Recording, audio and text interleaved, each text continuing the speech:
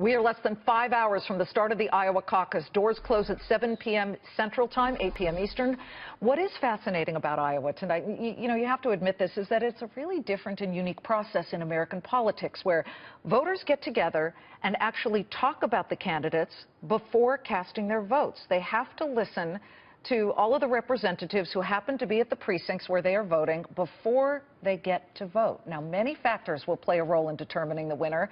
Turnout, of course, is key. You've heard that already. Experts say a big turnout actually plays in favor for two candidates, Donald Trump and Bernie Sanders. And remember that storm brewing in the Hawkeye State people were really worried about? Here's the latest radar right now. Friday, everybody was terrified. Yes, snow is now in the forecast, but it supposedly will not hit till after midnight. Who gets help then?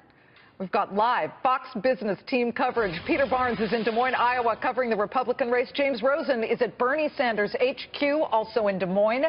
We're going to start with Peter Barnes and the GOP battle. And Peter, you were just outside a second ago, so I see sunshine behind you in the glass doors. But let's talk about this battle and where you see it at this very second, 3:05 p.m. Eastern. Well, let's talk about the blizzard first, and given that the snow is not going to come until after midnight, as you said, Liz, that means that should not affect turnout, and turnout is one of the keys for Donald Trump in particular. The polls show that he is more appealing to newer voters, those kind of the voters who have not gone to a caucus before, and so good weather will help get them there, and over traditional, more veteran caucus goers who have done this before. Trump is not as favored. Now, this, of course, all gets to how people get to the polls. They can get themselves there. They can walk. They can drive a car. But organization is also what is important, as you mentioned. The staffs and the volunteers making phone calls, knocking on doors, sending cars to pick people up and give them rides to the caucus site. And there, even Marco Rubio admits that Ted Cruz appears to have an advantage, which appears to have Donald Trump a little bit on the defensive. You got to get out. And I joke. I say, if you're sick, if you've got 104 temperature, right? I've been doing this. If your doctor says you cannot leave your bed, you won't make it. It doesn't matter. Get up and caucus. Get up and caucus.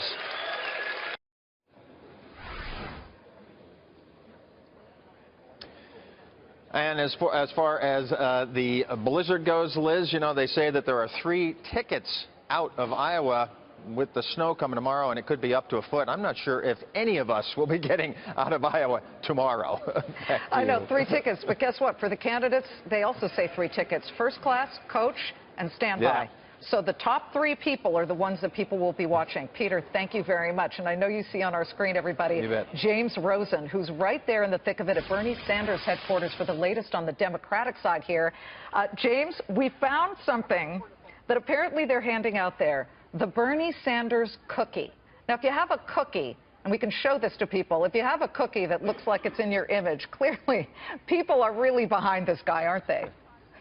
Yeah, I don't have a Bernie Sanders cookie, it's on our but screen. In any case, even if I did, I would regard it as inappropriate to consume it without the complimentary Bernie Sanders milk. Good afternoon from Des Moines, Iowa, Liz, where the Vermont senator is calling the Iowa caucuses tonight right now a tie ball game, predicting victory for himself if turnout is high, but warning his own supporters we will struggle tonight if turnout is low. In a sense, Sanders' entire campaign, which at times over the last 9 months has trailed that of the frontrunner, Hillary Clinton, by as much as 50 points, now stands dead even with hers, according to most polls, even leads her by 3 points, according to today's Quinnipiac survey of likely caucus goers. It has always remained at all points tightly focused on pocketbook issues. The self-declared Democratic Socialist has largely left foreign policy to the former Secretary of State. Indeed, in his remarks to campaign staffers and volunteers at his Des Moines headquarters this afternoon, site of the aforementioned cookies, Sanders did not mention once the world beyond America's borders, instead emphasizing once again his plans to help the middle class and impose higher taxes on the upper class. I know some people think it's a very radical utopian idea. No, it's not. Raising the minimum wage to a living wage, you know what? That's what the American people want. Creating millions of decent paying jobs by rebuilding our crumbling infrastructure is what the American people want. Now, here's a really interesting data point for a business network. The polling thus far has shown very clearly that as incomes rise, voters, Democratic voters in Iowa, tend to shift from Sanders to Clinton. He trounces Hillary Clinton amongst voters who earn less than $50,000 a year. He has a slight lead, 6 points, amongst those voters who earn $50,000 to $100,000 a year. For the last 2 weeks, Hillary Clinton was trouncing Bernie Sanders by 24 points among those who earn over $100,000. But just in the last 2 weeks, Bernie Sanders has kept his lead among the lower income and middle income groups, and he has chopped Hillary Clinton's lead in half amongst those voters earning over $100,000 a year. The important point about this is that those affluent voters are more likely to turn out and vote. Liz. James, I think you can no longer say what people were saying about Bernie Sanders before, and that he was a fringe candidate. You know, the people that were standing behind him in the video you just showed were not just millennials. Everybody talks about kids want the free college. Well, perhaps a lot of these Iowans whose children did go to college and are saddled with debt, they're looking at this and they're thinking it's an opportunity. I mean, what are you hearing from people where you grab and say, what is it about Bernie that you like so much, besides the cookie?